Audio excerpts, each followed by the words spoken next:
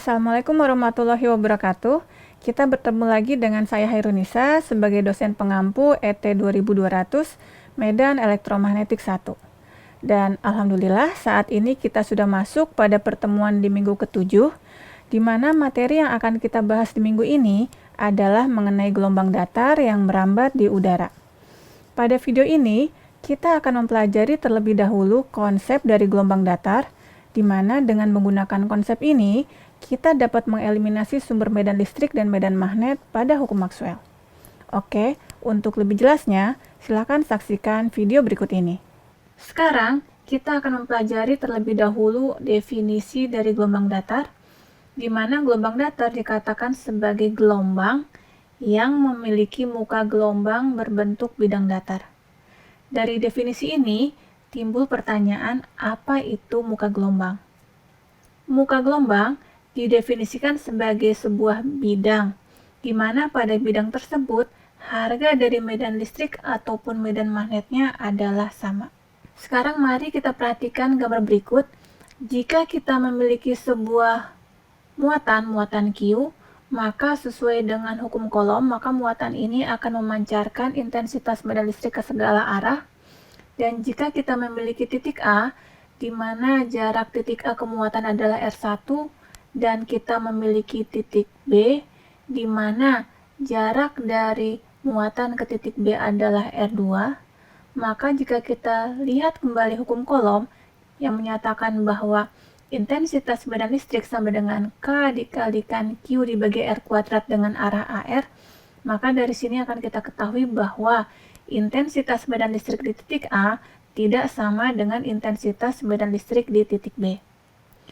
Sekarang, jika kita memiliki titik C, di mana jarak dari titik C ke muatan Q adalah R1, maka akan kita ketahui bahwa intensitas medan listrik di titik A sama dengan intensitas medan listrik di titik C. Sekarang mari kita bayangkan, jika kita memiliki sebuah bola, di mana titik pusat bola tersebut adalah muatan, dan bola tersebut memiliki jari-jari sebesar R1, maka kulit bola sebagai suatu bidang di mana pada bidang tersebut harga intensitas medan listriknya adalah sama, maka kulit bola tersebut dikatakan sebagai muka gelombang yang berbentuk bidang bola, sehingga gelombang yang dihasilkan disebut sebagai gelombang bola atau spherical wave. Nah, sekarang pertanyaannya adalah bagaimana dengan muka gelombang berbentuk bidang datar?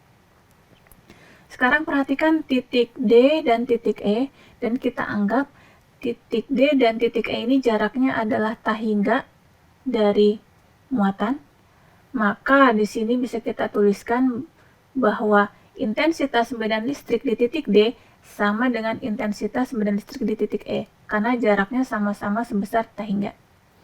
Sekarang mari kita bayangkan, jika kita mempunyai sebuah bola raksasa dengan radius sebesar tahingga, jika kita perhatikan daerah pengamatan hanya di seputar titik D dan titik E, dan kita perhatikan bahwa kulit bola pada daerah titik D dan titik E ini akan berbentuk bidang datar, maka dapat kita katakan muka gelombang di daerah ini berbentuk bidang datar, sehingga akan terjadi yang namanya gelombang datar.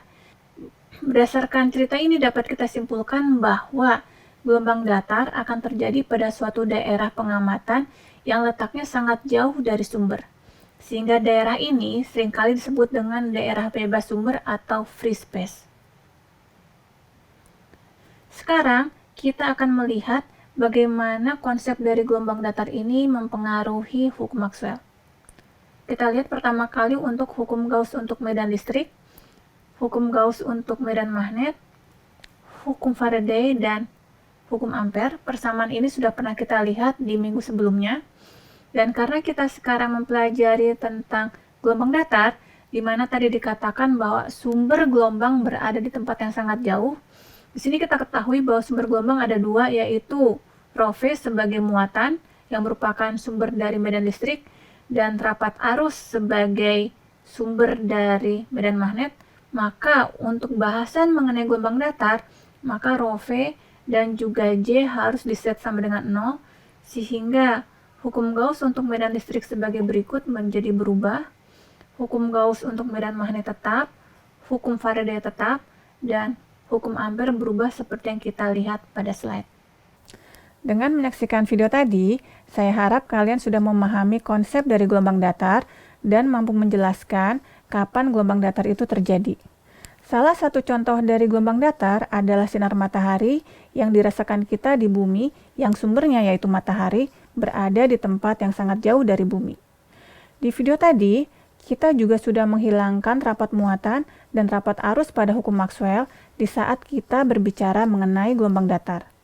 Untuk video selanjutnya, kita akan mempelajari hukum Maxwell dalam bentuk fasor, di mana bentuk ini akan membantu kita dalam melakukan penyederhanaan hukum Maxwell yang nantinya berguna dalam menurunkan sifat dan persamaan gelombang datar. Oke, sekian dulu dari saya. Terima kasih dan sampai jumpa di video berikutnya.